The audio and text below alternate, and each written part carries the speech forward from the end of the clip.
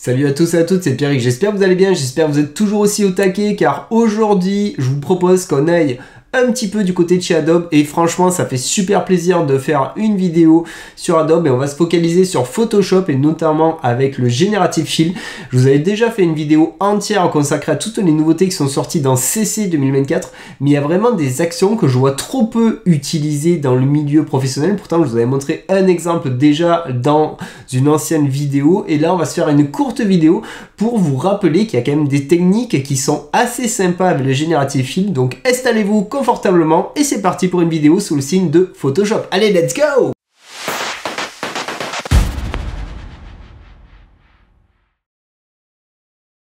Ok, du coup, comme évoqué en introduction, on va vraiment se consacrer à l'utilisation du Generative Fill, mais sur des façons que je vois trop peu utilisées. Pourtant, à mon avis, il y a un potentiel énorme, car n'oubliez pas, à l'heure où je tourne la vidéo, encore à ce jour, on est dans le Generative Fill sur la version de Firefly V1, en fait, qui est loin d'être parfait. C'est, à mon avis, la raison pour laquelle les crédits génératifs ne sont pas encore arrivés, mais début 2024, on aura normalement les crédits génératifs qui vont arriver, et donc, logiquement, Firefly V2 qui sera intégré dans Photoshop pour le Generative Fill et donc pour faire de l'in-painting et de l'out-painting. Et vu la puissance de Firefly V2, ça va être un game breaker total pour vraiment optimiser un maximum le workflow pour ceux qui utilisent Photoshop. Donc j'avais déjà montré un exemple dans ma vidéo de CC 2024, mais là on va se focaliser avec 2-3 exemples, comme ça je serai sûr que vous avez bien capté la logique et le potentiel énorme qu'a la fonctionnalité de Generative Fill. Si je fais une sélection, là, une sélection classique, là j'ai tout sélectionné, c'est une sélection à 100%. Et si je voudrais changer le visuel pour avoir une peinture à l'huile, un dessin au trait, un dessin au feutre, n'importe quel type de rendu en fait que vous souhaitez. Le problème c'est quand vous avez une sélection à 100%, par exemple si je dis allez oil painting, là, étant donné que j'ai la sélection à 100%, il va tout changer et pas du tout prendre en compte l'image originelle. Et donc ce qui peut paraître un dommage, parce que quand on connaît les différentes façons de faire des sélections, on a la possibilité de changer la structure d'une illustration ou inversement d'une photo réaliste pour la changer dans un autre type de rendu. Donc là, j'ai de la peinture à l'huile, mais j'ai totalement perdu la consistance de mon visuel originel. Donc, ce qu'on va faire, alors il y a plusieurs façons de sélectionner. Moi, j'ai toujours kiffé le mode masque, donc je vais appuyer sur Q, donc Q c'est le raccourci, c'est ici le mode masque, et à la limite double-cliquer comme ça, vérifier que vous êtes en zone sélectionnée, et à partir de là, je ne veux pas faire dans le mode masque une sélection qui serait à 100%. Donc en mode masque, pour sélectionner, c'est vous peignez en full noir, ça va être une sélection à 100% et ça va reprendre tout le système de niveau degré. Donc je vais aller ici, je vais par exemple taper dans la luminosité, parce qu'oubliez pas la teinte, là on a la teinte, la saturation c'est de gauche à droite et la luminosité c'est de haut en bas. Donc quand je clique à la luminosité, je vois bien que j'ai que l'équivalent de niveau degré si vous préférez. Et je vais faire une sélection, je sais pas moi, allez, on va se dire à 90.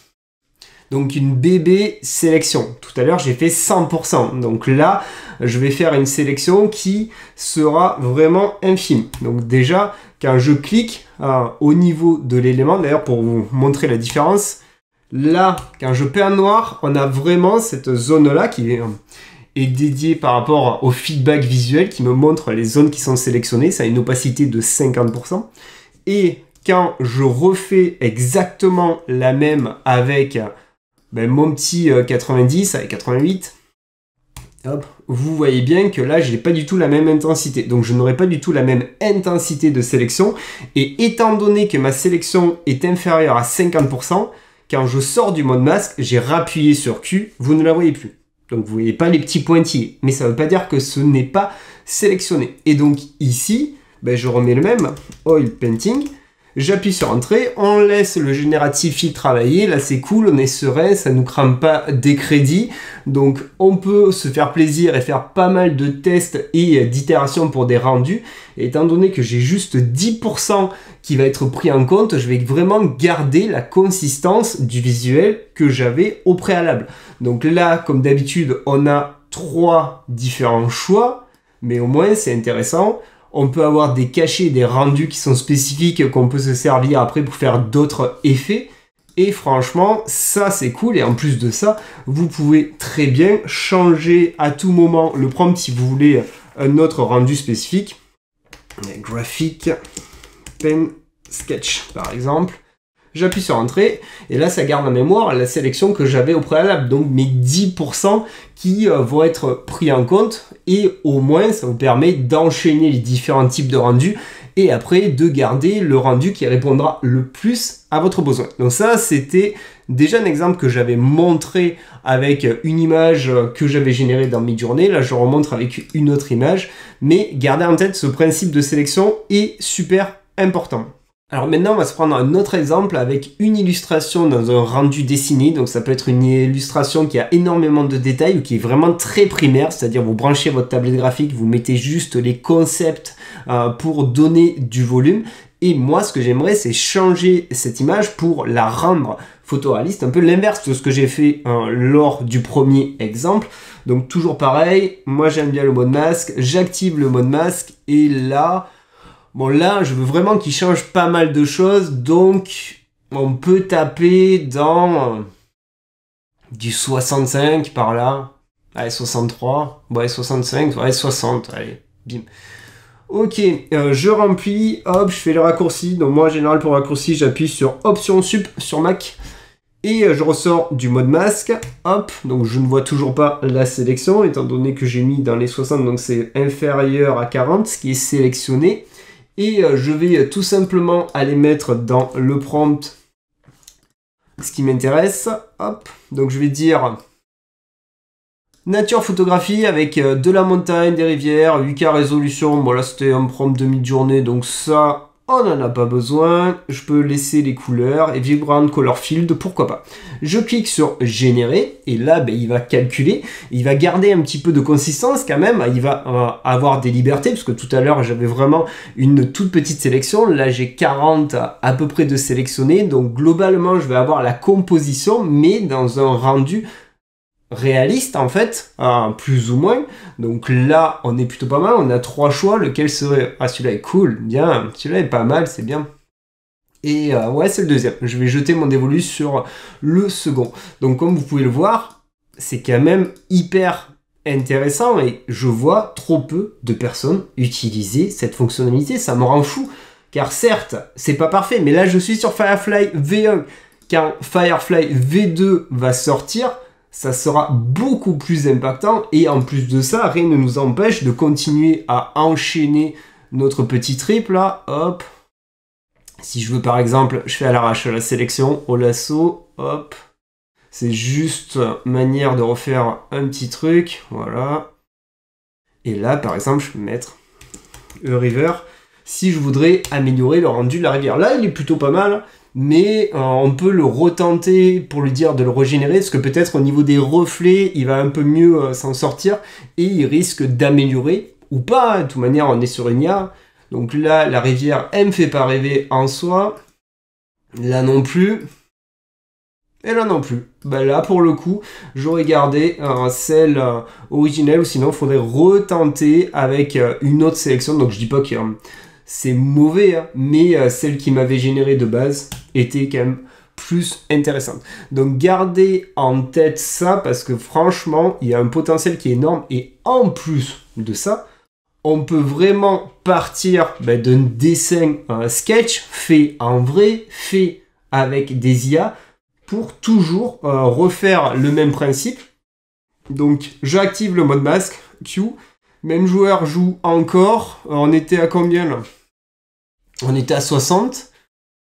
Ouais, ça peut marcher 60 parce que je veux quand même qu'il y ait un petit peu de liberté. Si j'augmente un petit peu, j'ai peur de qu'on perde un petit peu la consistance. Donc je veux pas trop que ça soit fidèle. Je veux quand même avoir l'impression d'avoir un salon réel, donc passer d'un sketch à une image réelle.